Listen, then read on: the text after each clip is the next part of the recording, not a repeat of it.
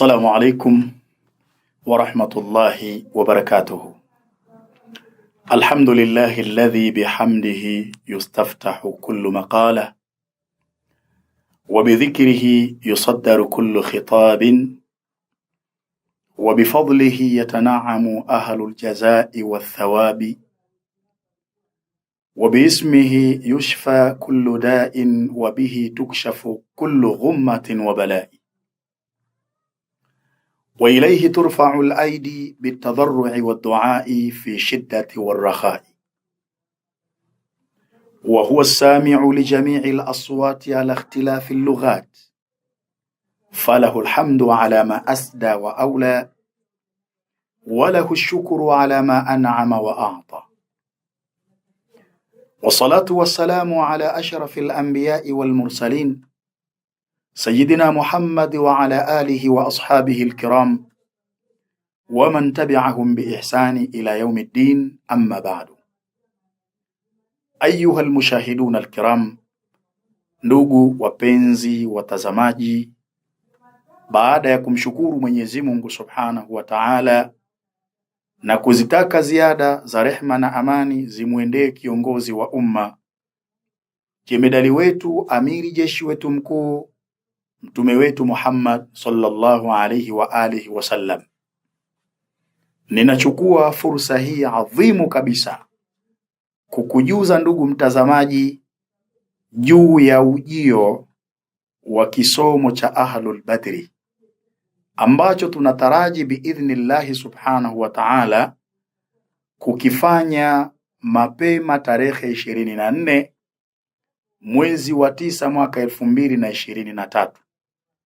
Kisomo hiki kinafanikia wapi? Ni mjini Tabora, mtaa wa Usagara, kata ya Tambukareri, katika kituo cha Al-Madrasatu Al-Wataniya. Ni tarehe 24 mwezi wa 9 mwaka 2023, itakuwa ni siku ya Jumapili, na watu wanatakiwa wafike siku hiyo kuanzia saa 12 alfajiri. Kuna namna ya kushiriki katika kisomo hicho kama nitakavyoelezea kwa taufiki ya Mwenyezi Mungu Subhanahu wa Ta'ala. Ndugu mtazamaji, kisomo kitakuwa kimegawanyika katika sehemu 3. Sehemu ya kwanza itakuwa atarajumu, ni kushambulia uadui ulioko katika mwili wako, uadui ulioko katika nyumba yako, uadui ulioko katika eneo lako la biashara, na uadui ulioko katika shamba lako, na eneo lolote ambalo wewe wataka kushambulia uadui na kuuangamiza. Kwa sehemu ya kwanza ya kisomo cha Ahlul Badri itakuwa at-tarajum. Sehemu ya pili ya kisomo cha Ahlul Badri itakuwa raj'ul adawa, ni kurudisha uadui kule ulikotoka, na hii ni njia ya kulipa kisasi. Tunautoa uadui kutoka katika mwili wako, tunaurejesha kule ulikotoka, lakini unatolewa katika nyumba yako, unarejeshwa kule ulikotoka. Unatolewa katika eneo lako la biashara na kurudishwa kule unakotoka, au katika shamba lako na kurejeshwa kule ulikotoka. Hii sehemu ya pili ya kisomo cha Ahlul Badri inaitwa raj'ul adawa, yani ni kulipa kisasi. Na sehemu ya 3 ya kisomo cha Ahlul Badri itakuwa alwiqaya, ni kinga, kuukinga mwili wako, kuikinga nyumba yako, kulikinga eneo lako la biashara, au kulikinga shamba lako na eneo lolote lile ambalo wewe wataka kulikinga. Ndugu msikilizaji, kushiriki katika kisomo hiki cha Ahlul Badri ni sadaka ndogo kabisa ya Tanzania shillings 10,000 tu. Ahlul Badri hii itahusisha chupa maalum, chupa ambayo imezungushiwa aya za Qur'ani, lakini ndani ya hiyo chupa kutakuwa kuna miti 7. Na leo Allah Subhanahu wa Ta'ala akiniafikia, nitavitaja vitu 3 tu, khashyatan an yatula almawdhu', kwa kuchelea. Endapo nitataja vitu vyote 7, maudhui inaweza ikawa ni ndefu mno na tukamchosha mtazamaji. Vitu ambavyo nitavitaja siku ya leo ambavyo vimo ndani ya hiyo chupa ni mkunazi na mbaazi na chumvi ya mawe. Lakini chupa hii itakuwa imezungushiwa aya za Qur'ani tukufu.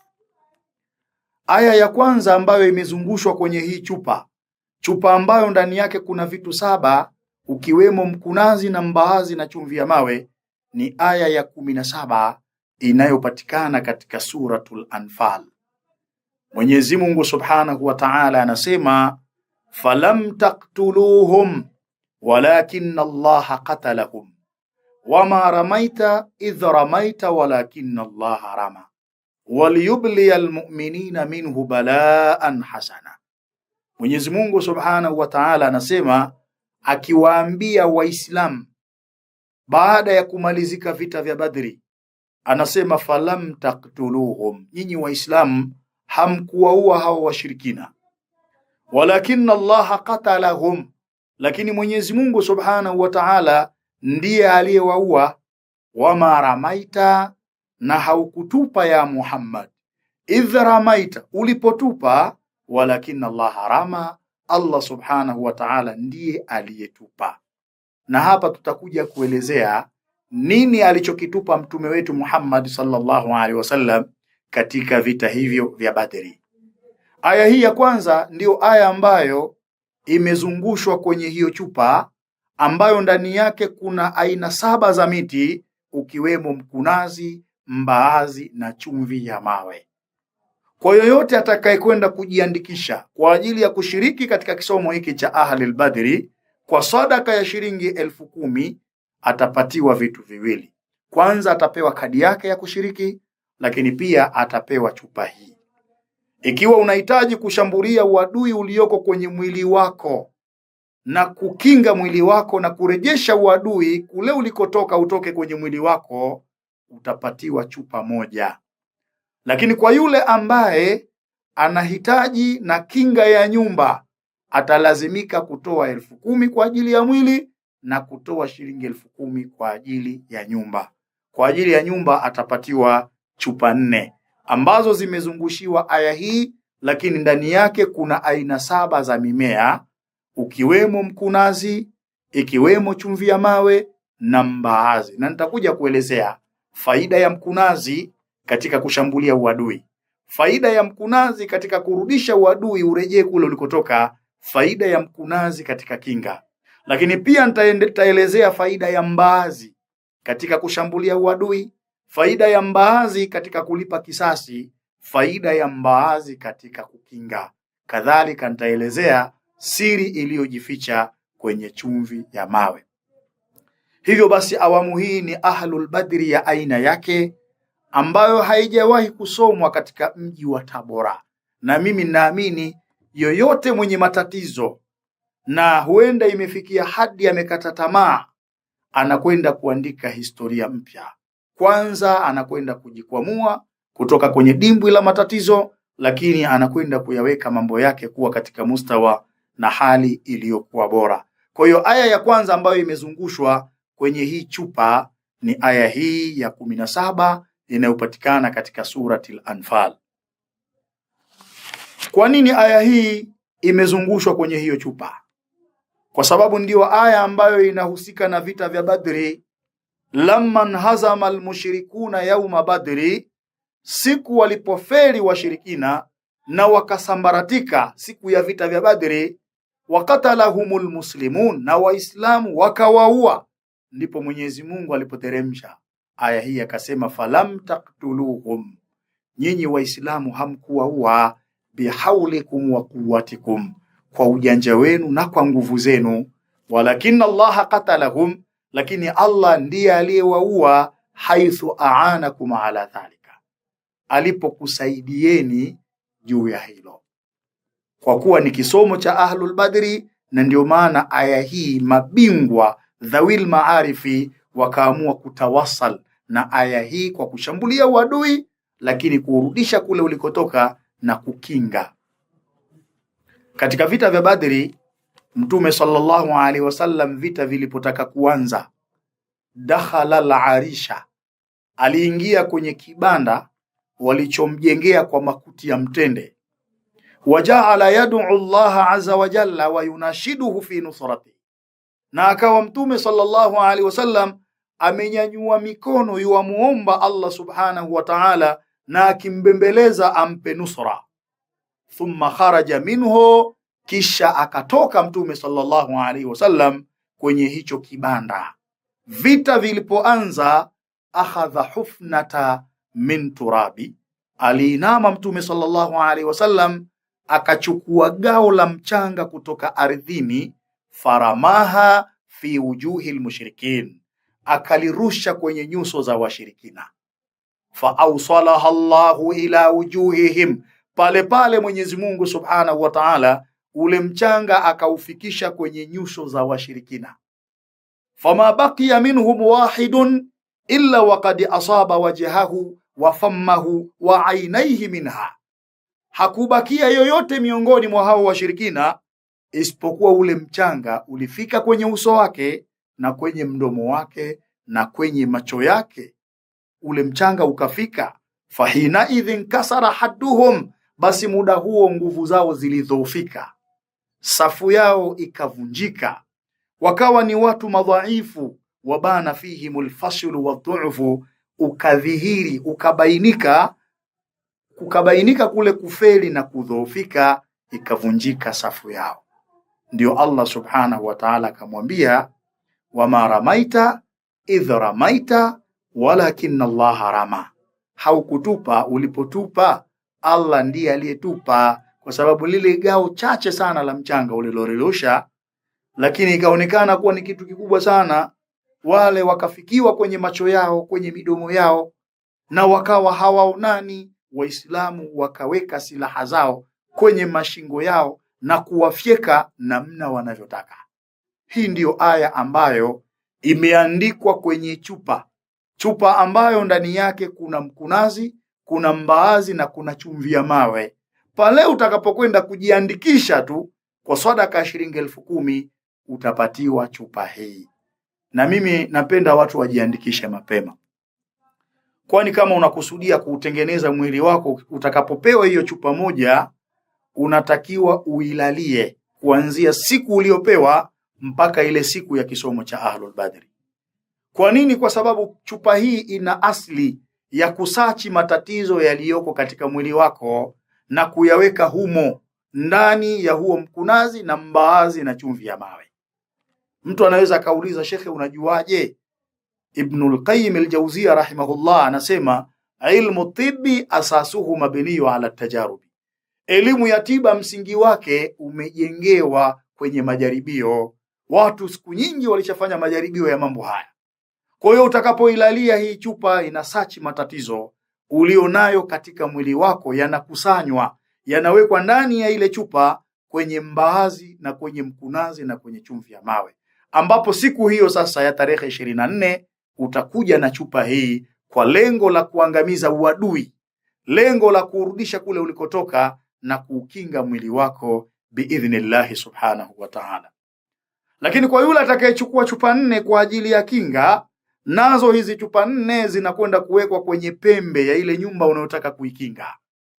Chupa hii itasachi matatizo yote yaliyoko ndani ya nyumba na kuyaweka humo ndani ya chupa ambayo ndani yake kuna mkunazi, kuna mbaazi na chumvi ya mawe, ambapo siku ya kisomo cha Ahlul Badri utakuja na hizo chupa 4 kwa ajili ya kuangamiza na kwa ajili ya kurudisha hayo matatizo kule yalikotoka na kukinga nyumba yako. Kwa hiyo chupa ni chache sana, jitahidi ujiandikishe mapema.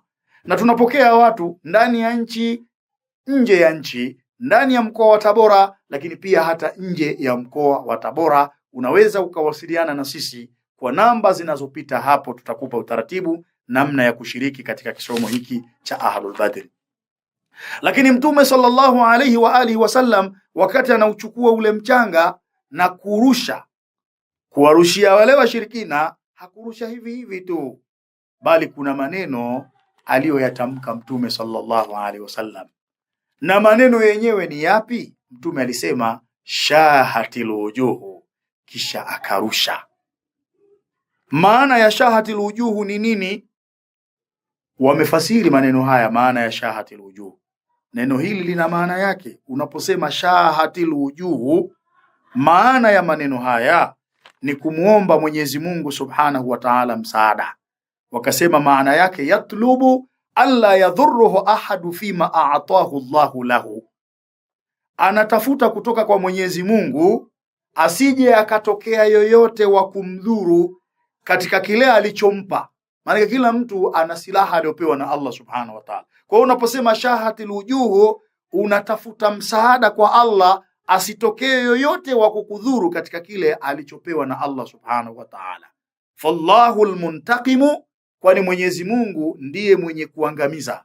Yantaqimu laka idha adhaka ahadu, ana uwezo wa kumwangamiza kwa ajili yako yoyote pindi anapotaka kukuudhi. Wayajlibu haqaka, na anapotaka kukunyang'anya haki yako. Wayanfa'uka idha dharraka ahadu, na Allah ndiye ana uwezo wa kukunufaisha wewe pindi yoyote anapotaka kukudhuru. Bi an yamna dhararahu anka wa yuqallibuhu alayhi, kwa kuyazuia yale madhara anayotaka kukusababishia na kuyageuza yale madhara ili yawe upande wake. Ndivyo alivyofanya Allah Subhanahu wa Ta'ala katika vita vya Badri. Yale madhara aliyageuza, hayakuwa upande wa Waislamu bali yakawa upande wa washirikina, kwa sababu washirikina walikuwa ni wengi.